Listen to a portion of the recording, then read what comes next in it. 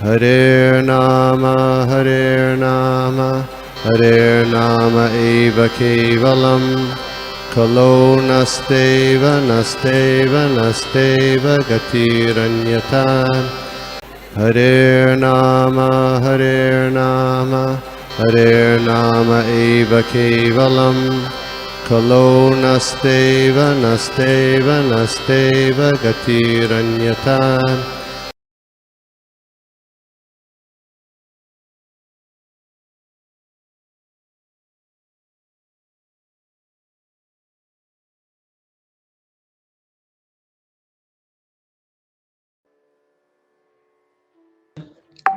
सभी को मेरा दंडवत प्रणाम, जितने भी वैष्णवास एकत्रित हुए हैं। और ब्रजप्रिया माता जी ने ये बहुत सुंदर सुंदर शब्द कहे हैं, वो जो जयपताका महाराज के शिष्य हैं उनके लिए कहे हैं। मैं उससे अपने आप को मैच करने की कोशिश कर रही हूँ। तो हमें सबको प्रयास करना चाहिए कि एक जीवन में जब हमें गुरु मिला और कृष्ण कृपा मिली है, तो हमें कैसे अपने जीवन को कृष्ण की भक्ति में लगाना चाहिए। और जिसको भी मिले, क्योंकि महाप्रभु ने भी कहा है, जारे देखा तारे कहा। तो इसी से हम शुरुआत करते हैं आज की। जितने भी ये फोरम के कर्ता धर्ता हैं, उन सबको पहले से ही दंडवत प्रणाम और धन्यवाद प्रकट करना चाहूंगी कि मुझे सेवा का अवसर मिला। तो शुरू करते हैं। ओम नमो भगवते वासुदेवाय, ओम नमो भगवते वासुदेवाय, ओम नमो भगवते वासुदेवाय। नारायणं नमस्कृत्यं नरं चैव नरोत्तमं, देवीं सरस्वतीं व्यासं ततो जयमुदीरये। नष्टप्रायेषु अभद्रेषु नित्यं भागवत सेवया, भगवती उत्तमश्लोके भक्तिर्भवति नैष्टिकी। कृष्णाय वासुदेवाय देवकी नंदनाय च नन्दगोपकुमाराय गोविन्दाय नमो नमः। मुखं करोति वाचालं यत्कृपातो तीर्थार।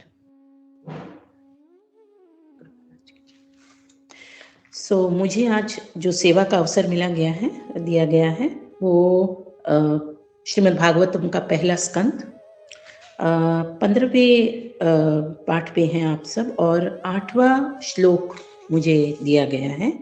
तो सब लोग अपने आप को म्यूट करके श्लोक का दोहरा सकते हैं मेरे साथ। मैं बहुत धीरे धीरे ये श्लोक बोलूँ, क्योंकि श्लोक बहुत जरूरी है।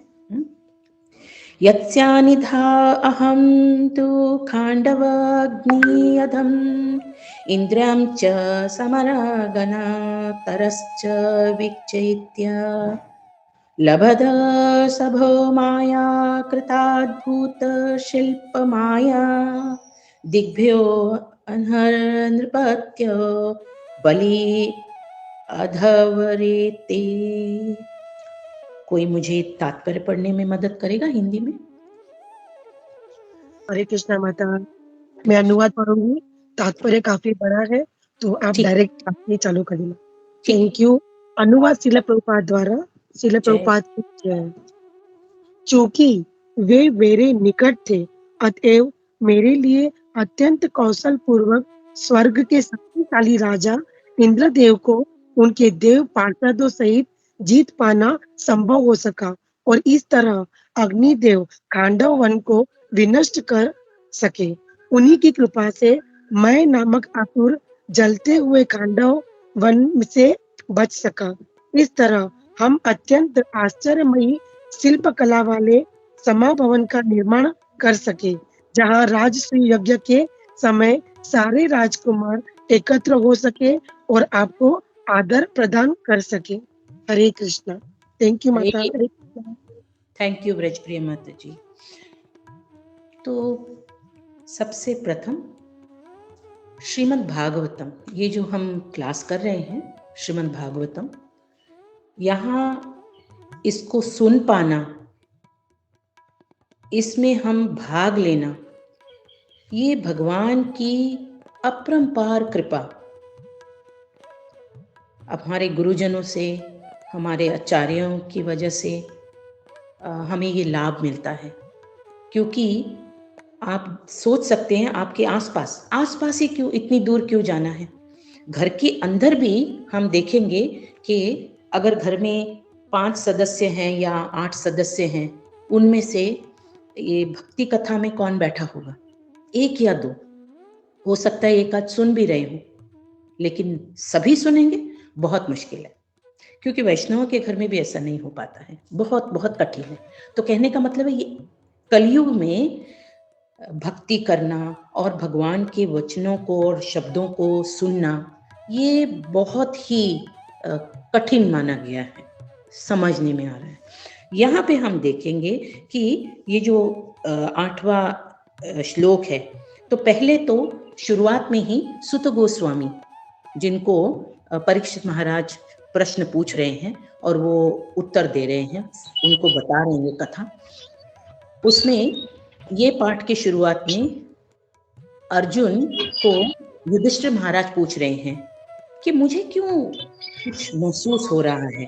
वो सारी चीजों को, किसी का माइक ऑन कोई ऑफ कर देगा प्लीज, दूसरों को सुनाओ ना सुनने में, इसलिए। तो अर्जुन जब ये अभ्यास करते हैं तो उन्हें ऐसा व्यतीत होने लगता है कि हाँ कुछ हो रहा है। वो क्या कुछ हो रहा है? तो उन्हें लगता है कि भगवान की जो उपस्थिति थी वो उन्हें नहीं महसूस हो रही है। तो सबसे पहले कुछ लक्षण हैं जो शायद तो आने वाले श्लोकों में आपको सुनने को मिलेंगे, लेकिन जो थोड़े से मैं बताऊं कि अर्जुन क्योंकि उनका प्रिय भक्त था, तो वो बोल रहा है, बोलने से पहले ही उसका मुंह सूख रहा है, आंखों में से अनायास आंसू बह रहे हैं। हाँ, तो ऐसी वृथा, ऐसी परिस्थिति क्यों हो रही है उसके साथ? क्योंकि वो बोल रहा है कि मैं भगवान को देख नहीं पा रहा हूँ, मैं भगवान को महसूस नहीं कर पा रहा हूँ। हाँ, इसका मतलब कि भगवान कहाँ गए? अब ये जो श्लोक है इसमें बताया गया है, ये जो बोल रहे हैं कि मैं बच गया, ये मैं कौन है? तो कहा जाता है कि ये जो खांडव प्रस्थ है जगह, जंगल जो है, इस जंगल के 2 निवासी थे जो घात करते थे सबके लिए। वो कौन थे? एक तो मायादानव जो असुर था, और दूसरा तक्षशिल सांप। तो जैसे ही भगवान को ये ज्ञात होता है कि मेरे भक्तों के लिए ये खतरा है, तो वो स्वयं आते हैं। और इसका प्रमाण कहाँ दिया गया है? भगवत गीता में 4थे चैप्टर में 8वां श्लोक है, 7वां और 8वां श्लोक सभी ने सुना होगा, यदा यदाई। लेकिन उसका जो दूसरा पाठ है, परित्राणाय साधुना विनाशाय च दुष्कृता, इसका अर्थ क्या है? कि मैं स्वयं आता हूँ, लेकिन क्यों आता हूँ? मैं अपने भक्तों की रक्षा करने के लिए आता हूँ, और जो दुष्कृत है, जो दानव है, उनका घात करता हूँ। और ये मैं क्यों करता हूँ? ताकि जो धर्म है उसकी स्थापना होती रहे। तो यहाँ पर इस विषय में कहा गया है कि जो माया दानव है, तो भगवान ने कि ये जंगल में आग लग जाए और ये सब जो मेरे भक्तों का कठिनाई है वो दूर हो जाए। तो बोल रहे हैं कि बिना भगवान की कृपा के, या जो भगवान के अधीन है, जैसे ये देवी देवता भी, और उनमें से कुछ लोगों का नाम लिया गया यहाँ पे, जैसे वो बता रहे हैं कि बिना इंद्र का भी नाम लिया गया यहाँ पे। हाँ, क्योंकि इंद्र ना हो तो हमें पानी ना मिले, क्योंकि वर्षा ना हो। तो बता रहे हैं कि जब भगवान ने आदेश दिया कि इसको जंगल को जलाया जाए, तो सांप तो भाग के निकल गया, बच गया, लेकिन माया दानव अटका हुआ था। क्यों? क्योंकि उन्होंने देखा एक तरफ आग है और दूसरी तरफ भगवान ने जो है अपना विष्णु चक्र भी छोड़ रखा है, तो मैं तो बचा नहीं बिल्कुल भी। तो वो क्या करते हैं, भगवान सीधा माया दानव जो है अर्जुन के पास जाते हैं और अर्जुन की शरण लेते हैं। तो जैसे अर्जुन की शरण लेते हैं, अर्जुन उन्हें बचा लेता है, माया दानव को। अब वो दानव है और अर्जुन कौन है? भक्त है। ये ध्यान से सुनने वाली चीज है कि भगवान चाहते थे कि माया दानव का घात हो, इसलिए उन्होंने अग्नि जाल किया। लेकिन क्योंकि अर्जुन के वो पास गए रक्षण के लिए, और अर्जुन ने जो रक्षा की, उसका अर्थ क्या था कि जो भगवान के भक्त होते हैं वो हमेशा ही उनका हृदय जो है लाल्य से भरा हुआ रहता है कि हम जो भी हमें मिले, अगर वो किसी भी तरह की मुश्किल में है तो हम कैसे उन्हें उस मुश्किल से निकालें। जितने भी वैष्णव हैं वो सवेरे सवेरे जब प्रार्थना करते हैं तो उसमें 10 ऑफेंस है, 10 ऑफेंसेस है, जिसको बोलते हैं कि हमें इनको बोलने से, जब हम माला जप कर रहे हैं तो हम इनसे दूर रहें। तो उसमें भली बात ये कहा गया है कि किसी जो भक्त नहीं है उसे भगवान का नाम ही ना दो, क्योंकि उसमें श्रद्धा नहीं है तो भगवान का नाम ना दो, ये अपराध होगा। दूसरा वो बताते हैं कि हमेशा लास्ट में कहा जाता है कि जो वैष्णव है वो एक कल्पतरू ट्री जैसे होते हैं, जो हर एक की हृदय की जो उनके अंदर जो डिजायर्स है उसको सबको पूरा कर सके। तो बोलते हैं इसलिए वैष्णवा के हमेशा नतमस्तक होना चाहिए। तो यहाँ पर हमें यही सीखने को मिलता है कि माया दानव असुर थे, लेकिन वो अर्जुन के जब उन्होंने उनका आश्रय लिया तो अर्जुन ने उनको बचा लिया। अब बचा तो लिया उन्होंने उनको, भगवान मारना चाहते थे, लेकिन फिर भगवान ने भी उन्हें क्षमा क्यों कर दिया? क्योंकि वो भक्त के अधीन हुए थे, उनके प्रिय भक्त के अधीन हुए थे। भगवत गीता में फिर से कहा जाता है, भगवान स्वयं कहते हैं कि जो मेरी भक्ति में आते हैं, जो मेरे वचनों को, मेरे शब्दों को दोहराते हैं और जो मेरे भक्तों के अधीन होते हैं, वो भक्त मुझे प्रिय है। मैं वैकुंठ में नहीं हूं, मुझे ना ढूंढो वैकुंठ में, मैं वही हूं जहां मेरे भक्त मेरा नाम का स्मरण कर रहे हैं, मेरे भक्तों के दासों दास की सेवा में लगे हुए हैं। जैसे अभी आप देखिए यहाँ पर जब भी सब इकट्ठे हुए हैं, जिन्होंने भी इस फोरम को इकट्ठा किया है या एक एक को सबको लाए होंगे, जरूर है कि एक दो जन आए होंगे जिन्होंने कहा होगा चलो करते हैं, लेकिन ये जो बीड़ा उठाया, जैसे मैं तो एक ही को जान रही हूँ यहाँ पे, ब्रजप्रिय माता जी, तो जैसे उन्होंने बीड़ा उठाया, वो सबको पूछ रहे हैं क्या आप श्लोक ले लोगे, क्या एक क्लास ले लोगे, उन्हें क्या मिल रहा है यहाँ पर, उनका क्या फायदा हो रहा है? लेकिन एक वैष्णवा जानते हैं कि भगवान कब प्रसन्न होते हैं, जब हम दासों दास होते हैं। अब आप बोलेंगे कि दासों दास कहाँ हुए यहाँ माता जी? तो हाँ, ब्रजप्रिय माता जी अपने गुरु को प्रसन्न रखना चाहती हैं, और उनके गुरु को। तो इसी तरह से आचार्यवन को हम जब हम सेवा करते हैं तो हाँ, ये सेवा जो है भगवान तक पहुंचती है। आप सब भगवान के शब्द सुनते हैं तो ये भी एक सेवा है, तो ये करते रहना चाहिए।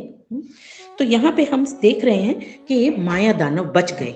अब जैसे माया दानव बच गए, उनकी जान बच गई, तो वो अर्जुन को जाके कृतज्ञ होते हैं और अपना कृतज्ञता व्यक्त करते हैं कि मैं आपके लिए कुछ करना चाहता हूँ। क्यों? अब आप बोलेंगे असुर क्या करेंगे? लेकिन ये असुर कोई मामूली असुर नहीं थे, इनमें बहुत सारी सिद्धियां प्राप्त थी। अब ये सिद्धियों से हमें क्या सीखने को मिलता है? जैसे हम समझते हैं, आचार्य बताते हैं कि श्रीमद् भागवतम और भगवत गीता ये कोई ऐसा ही नहीं है कि कोई भी किताब ली, आपने पढ़ लिया, बोले हाँ अच्छी थी, हाँ ठीक है, हाँ समझ में आया, हाँ नहीं आया, अच्छा तुम्हें समझ में आया, अच्छा। इसका तात्पर्य क्या है? जब हम बोलते हैं कि हमने इसको पढ़ा, पढ़ने से हृदय में परिवर्तन होता है, पढ़ने से समझने, विचारों में परिवर्तन आता है। हम वो नहीं रह के हम भगवान के अधीन हो जाते हैं। तो यहाँ पर जब अर्जुन के वो व्यक्त कर रहे हैं कि मैं आपके लिए कुछ करना चाहता हूँ, अर्जुन बोलते नहीं। क्यों? क्योंकि वो प्योर भक्त हैं, उनमें तो लालसा है ही नहीं। देखो मैंने तुम्हारे लिए किया, अब तुम्हारी बारी, अब मेरे लिए करो। अरे नहीं किया, अरे तुम कुछ काम के नहीं हो, ये हो जाता है भौतिक जगत में। लेकिन भक्ति भाव वाले ऐसा नहीं समझते, हमेशा कृतज्ञ रहते हैं।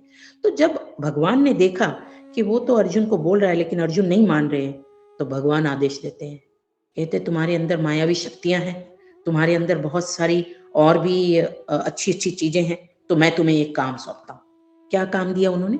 उन्होंने कहा कि अब राजसूय यज्ञ होने वाला है, तो मैं चाहता हूं कि तुम्हारे अंदर एक निपुणता है। वो क्या है कि तुम्हारे अंदर शिल्पकला है बहुत अच्छी। तो शिल्पकला है, तुम्हारे अंदर एक आर्ट है, हाँ, वर्कमैनशिप है। तो बोलते हैं उससे तुम एक क्या बोलते हैं उसको, महल बनाओ। वो कैसा महल कि सारी राजपाट की जब सूर्य यज्ञ हो तो सारी महारानियों के लिए वहां पे, और उन्होंने बहुत सुंदर, माया दानव ने बहुत सुंदर महल बनाया। तो यहां से हमें क्या सीखने को मिलता है कि देखो वो असुर था, लेकिन उसके अंदर कृतज्ञ थी कि मेरे को अर्जुन की वजह से मैं बच गया। भगवान के एक भक्त से मैं बच गया। भगवान चाहते थे कि मैं मरूं, मेरे को मेरा नाश हो, लेकिन भगवान के भक्त के मैं अधीन हुआ तो मैं बच गया। यहां से क्या सीखने को मिलता है? यहां से ये सीखने को मिलता है कि हम जितने भी जीव हैं, हम यहाँ पर किसी ने हमें धक्का नहीं मारा था, हम अपनी ही वजह से ये माया जाल में फंस गए। कैसे? मैंने सोचा अरे मैं वैकुंठ में क्यों रहूं? ये देख रहे हैं कि भगवान की सारी पूजा कर रहे हैं, पाद सेवा से लेके, उनकी अर्चना से लेके, उनकी वंदना से लेके सब कुछ कर रहे हैं। कोई उन्हें सजाए जा रहा है, कोई उन्हें खिलाए जा रहा है, कोई उन्हें पिलाए जा रहा है, कोई उन्हें नहाने में लेके जा रहा है, कोई ये कर रहा है। तो उससे अंदर एक मैल हमारे अंदर आता है, हम सोचते मुझे क्यों नहीं ये सब मिल रहा है? तो जैसे ही ये मैं और मुझे और मेरा आता है तो हमें सीधा ही, कैरम बोर्ड खेलते हैं कभी, कैसे गिट्टियों को हम एक चुटकी से फेंकते हैं, इसी तरह हमें सीधा भूमंडल पे फेंक दिया जाता है, जाओ ऐश करो। अब ये ऐश है, कैसी ऐश है ये? सुबह से शाम लगे रहो। हाँ, अगर मैं पति हूं तो बच्चों से लेके, पत्नी से लेके, घर गृहस्थी से लेके, रिश्तेदारों से लेके, हाँ, स्टेट हो गया, सिटी हो गया, नेशन हो गया, सबके मैं सेवा में लगा हुआ हूँ सुबह से शाम तक, गधा मजदूरी कर रहा हूँ। पत्नी को पूछो खुश हो तो पत्नी बोलती है काहे का खुश, आधी से ज्यादा जिंदगी रसोई में चली गई, बची खुची बाथरूम में चली गई, और जो थोड़ी सी बचती है, हाँ, कभी कभी कोई सीरियल देख लो, कोई फोन पे बातें कर लो, हाँ। लेकिन उनको पूछो कि भगवत गीता क्लास में आए, भागवतम की क्लास में आए, बोले व्रजप्रिया का फोन नहीं आया था। तो कहने का मतलब ये है कि उनको कृपा ही नहीं मिल पाती, उनको कृपा ही नहीं मिल पाती।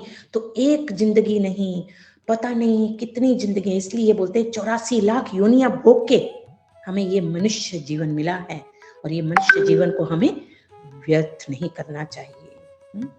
तो यहाँ पे दानव जो है वो इतना सुंदर कलाकारी करके वो महल बनाता है। और वहीं पे हम देखते हैं ये कलयुग में, हम अपने आसपास देखें कितने माया दानव हैं। हमारे अंदर भी माया दानव है। कैसे? अगर आपने अपने किसी मित्र को या अपनी किसी रिश्तेदार को, सहेली को, किसी को आप बोलिए, ये एक आप है ना होमवर्क की तरह करिए कि आप फोन करके बोलिए कि ना अरे मेरा आज का दिन बहुत अच्छा गया। कैसे? सवेरे सवेरे भागवतम हो गया और बहुत अच्छा सीखने को मिला, समझने को मिला, लगता है कि जिंदगी अभी सुधर जाएगी ऐसे करने से। तो आप देखिए अगर 5 जनों को बोला है उसमें से 3 जने नाखुश होंगे, ये इसका भला हो गया, इसका अच्छा हो गया सवेरे से, मैं तो उठा ही 11-12 बजे, 11-12 बजे उठे, हाँ, क्योंकि बच्चों की छुट्टियां चल रही हैं। फिर देखा बच्चे 12-1 बजे उठते ही नहीं, क्योंकि स्कूल बंद है ना, तो उठते ही नहीं, 12-1 बजे तो उठे हैं। तब हम भी सोचते हैं चलो सुस्ता ले थोड़ा सा, तो ऐसी तो आधी जिंदगी खत्म हो गई, आधी जिंदगी खत्म हो गई। तो देखो ये है माया दानव हमारे अंदर कलयुग के। और कहां है माया दानव? कौन बताएगा? कोई एक बताइए अनम्यूट करके कि हमारे आसपास में, हमारे अंदर किस प्रकार के माया दानव हैं। कोई भी नहीं? अनम्यूट करके बोल सकते हैं आप? माता जी फोन, मोबाइल फोन के व्हाट्सएप, ये सब माया दानव है। कोई बताता है यहाँ पे 90% सेल है, माया दानव ही है। बेचारे पति सुबह से शाम थक के आते हैं कि कैसे ये कर्जे खत्म हो जाए, इनका ये EMI खत्म हो जाए, बैंक में लोन ना लेना पड़े, EMI से आए ऐसे ऐसे, हाँ।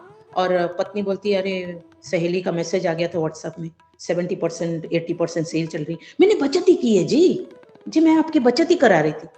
हाँ, तो ये माया दानव ही हुए, ये कलयुग के माया दानव है। इस श्लोका में भी कहा जाता है कि हमारे आसपास जो माया दानव है कैसे हैं, हम बोलते हैं साइंटिस्ट, हाँ, ये विज्ञानकारी जो है, हाँ, विज्ञान के जो शोध निकालते हैं, तो कैसे शोध निकालो, बोलते हैं कि मैं साइंटिस्ट हूं, मैंने इसकी खोज की है। उनको जाके कोई पूछे, अगर भगवान ने ये सारी सामग्री नहीं रखी थी तो तुम क्या लेके क्या शोध करते और क्या अपने प्रयोग में बताते कि मैंने ये किया। तो सब कुछ तो भगवान ने दे रखा है, और हम बिना बात के बोलते हैं अहंकार विमूढ़ आत्मा कर्ता मिति मन्यते। तो हमारे अंदर ये माया दानव है। तो बोलते हैं कि जैसे अभी के साइंटिस्ट लोगों ने न्यूक्लियर बॉम्ब्स, और उसको सेजने के लिए, उसको पहले तो वो गलत चीज है, जो थोड़ी सी भी लापरवाही हो जाए तो नाश, विश्व का नाश हो जाए, देशों का नाश हो जाए। हाँ, क्या जरूरत है इन सब की। लेकिन बताने के लिए देखो, हमारी टेक्नोलॉजी कैसी है, हमारी टेक्नोलॉजी, हमारे यहाँ के विज्ञान जो है देखो कितने सिद्ध हुए पड़े हैं। नहीं, ये सब की जरूरत ही नहीं है। अमर और शांति के मार्ग पे चले, इन सब की जरूरत ही नहीं है।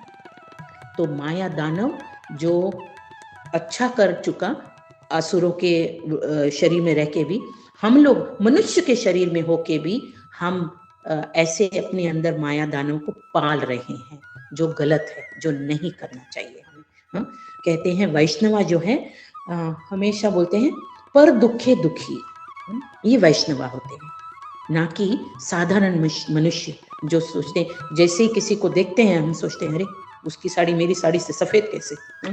अरे भाई, उसने उजाला यूज किया, उसने अच्छा डिटर्जेंट यूज किया, उसने गर्म पानी में डाला, उसने मेहनत की है, आप भी करो। तो इसी तरह हमें भी चाहिए कि हम भगवान के रास्ते पर चलें। तो यहाँ पे दो चीज और सुनने को मिलती है। वो बोलते हैं कि भगवान जो है, ये जब हम भगवान की शरण में आएंगे तब क्या होगा, तब हमारा रक्षण जो है गारंटीड है। तो बोलते हैं युधिष्ठिर महाराज की सेवा में जब लगे थे जो असेंबली में, तो बोलते हैं ये प्रोसेस है जो भक्तों की कृपा से हमें मिलता है कि भगवान की सेवा में लगे। बहुत बहुत सुंदर बात है जो समझनी है कि भगवान के भक्तों की जब हमें कृपा मिलती है तो भगवान की हमें करुणा मिलती है। वो करुणा इतनी अपरंपार होती है कि हमें फिर से भगवान आशीर्वाद के रूप में हमें ऐसा संग देते हैं कि हमें उस संग से हमें पता ही नहीं चलता कि कब हमारा आचरण बदल गया और हम इस योजना में लग गए कि बस बहुत हो गया, अब जब हम आंखें बंद करें तो हम अपने आप को वैकुंठ में भगवान की सेवा में पाएं। बहुत हो गई इसकी उसकी सेवा। हाँ, मच्छियों का टैंक रखा हुआ है घर में, तो हफ्ते में 3 बार 2 बार हमें उसकी सफाई करनी होती है। मच्छियों को खाना डाला है कि नहीं वो देखना है, तो उसके लिए क्या करते हैं हम, उनके लिए जाके पैसे खर्च करके हम कीड़े लाते हैं। क्यों? क्योंकि मच्छियां तो कीड़ा खाती हैं। फिर हमने देखा आजकल बहुत शौक आया है कुत्ते पालने का घर में। राधानाथ स्वामी महाराज बहुत सुंदर तरीके से समझाते हैं एक लेक्चर में कि भोर में सुबह उठ के हम, जैसे अभी वैष्णवास जो हैं, हम उठ के भगवान की अर्चना में लगते हैं। हाँ, हम उनकी सेवा में लगते हैं। और देखिए अभी ये 7 बज रहे हैं, हम लोग 16 माला कर चुके होंगे सारे वैष्णवास। हाँ, और हम लोग भगवत गीता का, भागवतम का पठन कर रहे होंगे, अपने आप को समझा रहे होंगे कल हमने जो गलती की है वो आगे ना हो, आज ना हो, कभी ना हो। हाँ, किसी को दुख दिया है तो हमसे हम क्षमा याचना चाहते हैं।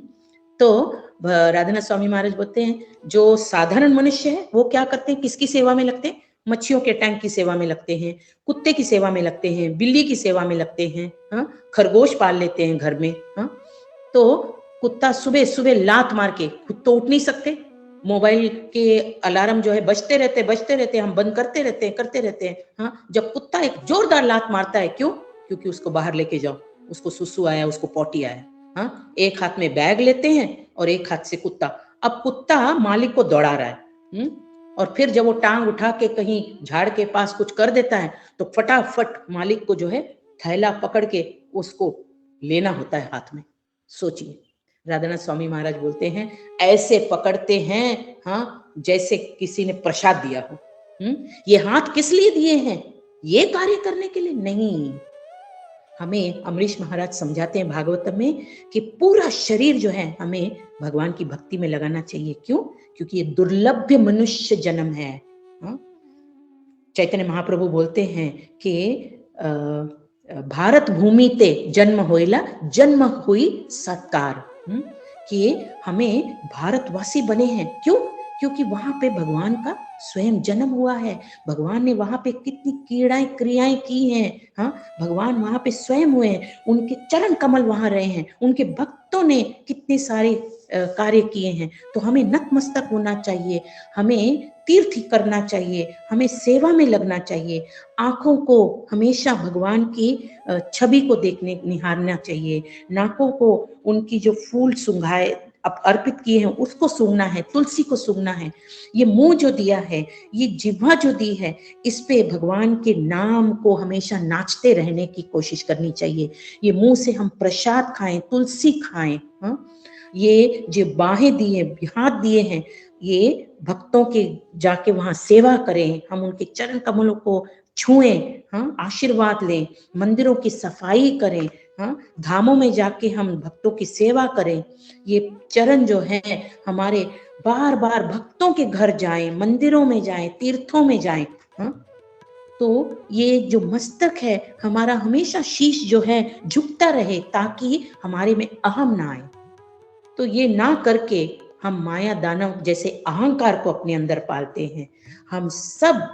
हम सब को अच्छी भाली भांति ज्ञान है, हम सब अज्ञानी नहीं है, ज्ञान है, लेकिन क्या फायदा उस ज्ञान का अगर हमने वो भक्ति में नहीं लगाया, हमने वो भगवत गीता और भागवतम पढ़ने और समझने में नहीं लगाया, तो ये जीवन ही व्यर्थ हो गया।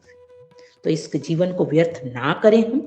तो बहुत सुंदर सा उन्होंने कहा है कि ये जो प्रोसेस है, ये प्रोसेस क्या है कि भगवान के भक्त के हम अधीन होए। उसका अर्थ क्या है कि हमें गुरु करना चाहिए। मैं नहीं जानती यहाँ पे फोरम में कितने नए भक्त हैं और कितने ऑलरेडी भक्ति में आए हुए हैं। तो जो भक्ति में आए हुए हैं वो और भक्त बनाए, और जो भक्ति में अभी तक नहीं आ पाए हैं वो सबको चाहिए कि बस ये घड़ी जिस तरह टिक टिक टिक टिक बजती रहती है ना, एक एक मिनट, हम मौत के करीब हो रहे हैं। तो वैष्णव जो है वो मौत से नहीं डरते। वो हमेशा बोलते हैं कल आने वाली है, आ जाए आ जाए, अभी आ जाए। क्यों? क्योंकि जैसे ही आंखें बंद होंगी मैं उस भगवान को देखूंगा या देखूंगी और उनकी सेवा में लग जाऊंगी।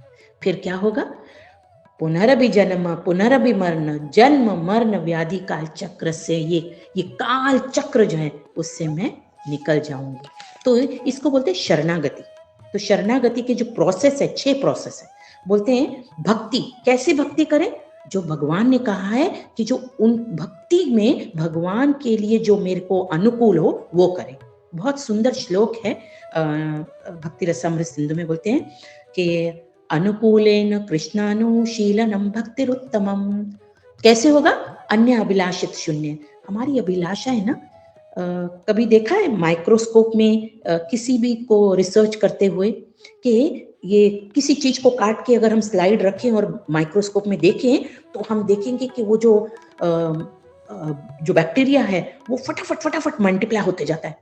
2 से 4, 4 से 8, 8 से 16, 16, 32 ऐसे। तो इसी तरह हमारी अभिलाषाएं भी ना, एक खत्म हुई नहीं कि 3 और आ गई, 3 खत्म हुई नहीं कि 6 इधर है, वो खत्म आगे आई ऐसे। तो बोलते हैं अभिलाषा अन्य अभिलाषित शून्यम ज्ञान कर्मादि अनवरतम अनुकूलेन कृष्णानुशीलनम भक्तिरुत्तमम। फिर हमें जो प्रतिकूल है, जो हमें भगवान के पास नहीं लेकर जाता है, उसे हमें धीरे धीरे छोड़ना है। स्वाद को, नेत्रों को देखना है। फिर बोलते हैं दयाशील होना है। फिर हमें हमेशा आत्मनिवेदन, कैसे? तुम्हेव माता पिता तुम्हेव बंधु सखा तुम्हेव। कृष्णा को हमें हमारे को अधीन होना है। फिर बोलते हैं कि ये परमात्मा जो है, ये जो भी करे दुख है, सुख है, क्योंकि हम रोज ये शिक्षाष्टकम पढ़ते हैं और उसमें बोलते हैं कि यथा तथा वा विदधातु लंपटो मत प्राण नस्तु सैव परम, कि भगवान आप हमें लटको फटको झटको जो भी करो, लेकिन अपने से दूर बिल्कुल ना करो, भक्ति में रखो, अपने पास रखो, भक्तों में रखो, फिर चाहे जन्म देते रहो। और आखिरी वाला जो है कि हमेशा भगवान को कहो कि आप मेरी रक्षा करें, मैं आपका बच्चा हूँ। माँ बाप, जब माँ बाप के हम बच्चे होते हैं तो बच्चों को सोचना पड़ता है, आज नाश्ता दिया, अभी दोपहर को खाना दोगे ना, शाम को अगर भूख लगी कुछ दोगे ना। जैसे सिद्धार्थ ब्रजप्रिया को पूछता है, अम्मा दोपहर हो गई, खाना दो ना। तो बोले, अरे ऋषि मैं तो भूल गई। माँ बाप ऐसा करते नहीं करते। इसी तरह भगवान भी हमारे माता पिता हैं, क्योंकि भगवान कृष्ण भगवद गीता में कहते हैं अहम बीजम पिता। वो कहते हैं कि मैं, ना कि सिर्फ हमारे जो 84 लाख योनियां हैं, वो सबके वो पिता है और किसी को भी भूखा नहीं सोने देते। तो इसी के साथ मैं अपनी वाणी को विराम दूंगी, क्योंकि मुझे इतने ही टाइम का मतलब समय दिया गया है। तो हमें कैसे होना चाहिए, बहुत सुंदर सा एक श्लोक से बस खत्म करते हैं। कहते हैं, सदैव देवो भगवान प्रतीक्षता कलेवरं याइदं हिनोम्यहम् प्रसन्नहासारुणलोचने मुखं भुजो ध्यान पठत् चतुर्भुजो। ये कौन कह रहा है?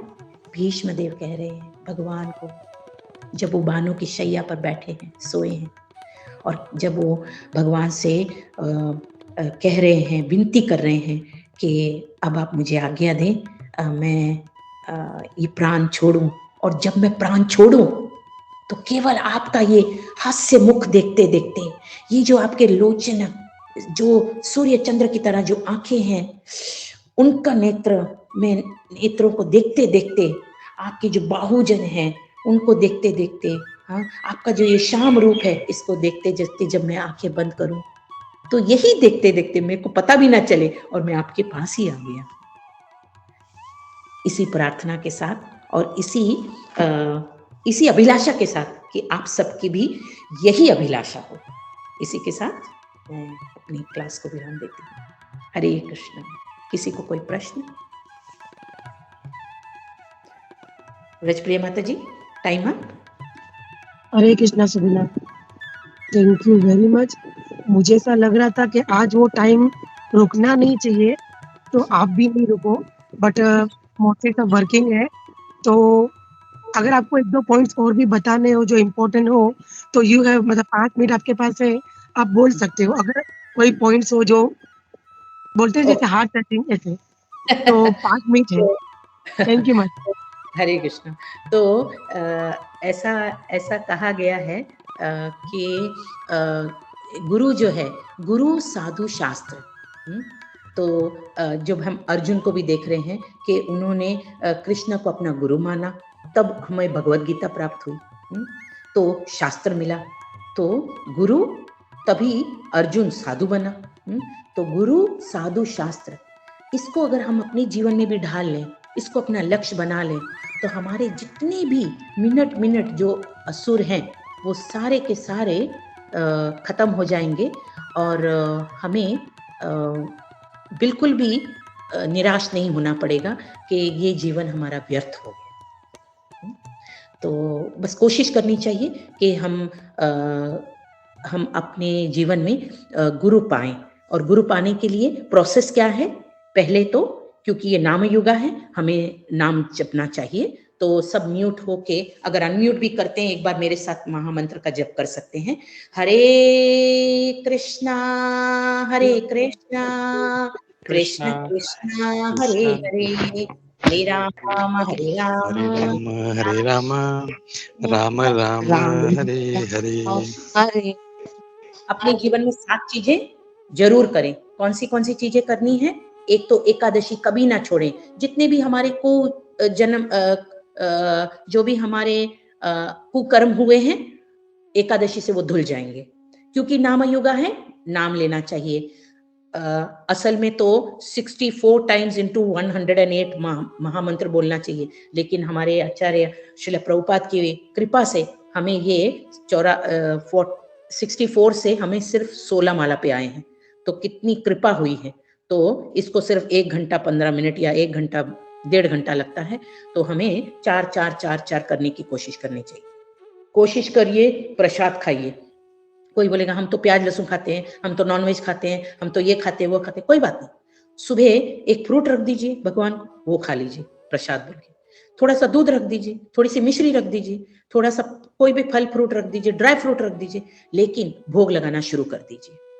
भोग लगा हुआ खाने की कोशिश करिए। फिर हमें धाम यात्रा करनी चाहिए, हमें भक्तों का संग करना चाहिए, हमें भगवत गीता भागवतम का पठन करना चाहिए, सुनना चाहिए, उस पर अमल करने की कोशिश करिए। और सबसे बड़ी बात, दान करना चाहिए। भगवत गीता के 9 श्लोक में 27 में कहा गया है, यत् करोषि यज्ञासी यज्ञ होसी ददासी यत् तपस्यासि कौन्तेय कुरुस्व मदर्पणम, के जो भी करो मुझे समक्ष रख के करो, भगवान बोल रहे हैं। और सबसे अच्छा है एकादशी के दिन आप दान करिए, द्वादशी के दिन आप दान करिए, और हो सके भक्तों को घर बुला के भोजन खिलाइए। कहते हैं जब हम ये जीव छोड़ते हैं, किसी वजह से अगर कुछ त्रुटियां हो गई कर्म में, तो क्या हो जाता है, हमें पता नहीं कि हम मनुष्य जन्म से गिरे। कम से कम ये मनुष्य जन्म से नहीं गिरने के लिए ये काम तो पक्का करना चाहिए कि एकादशी के दिन कोई वस्त्र दान करे, छतरी दान करे, पादुका दान करे, जल पिलाएं, हाँ, अन्न दान करें। क्यों? क्योंकि गरुड़ पुराण पढ़िए, उसमें कहा गया है जब वो खींच के लेके जाते हैं और वस्त्र भी नहीं होते तो बोलते हैं अरे ठंड लग रही है, अरे गर्मी लग रही है, थोड़ा छांव दे दीजिए। बोले पूरे जीवन तुमने किसी के लिए कुछ किया नहीं किया, अब तुम्हारे लिए कैसे, तो जो बोया नहीं पाओगे कैसे। मेरे ख्याल से 5 मिनट हो गए। नहीं माता जी, बहुत अच्छा था और it was really wonderful. And सभी राइट फ्रॉम मतलब जो है सीनियर लोगों से जो जूनियर लोगों तक सभी रेंज में सभी को आपने कवर किया अच्छे से। तो थैंक यू माता जी। हरे कृष्णा। हरे कृष्ण।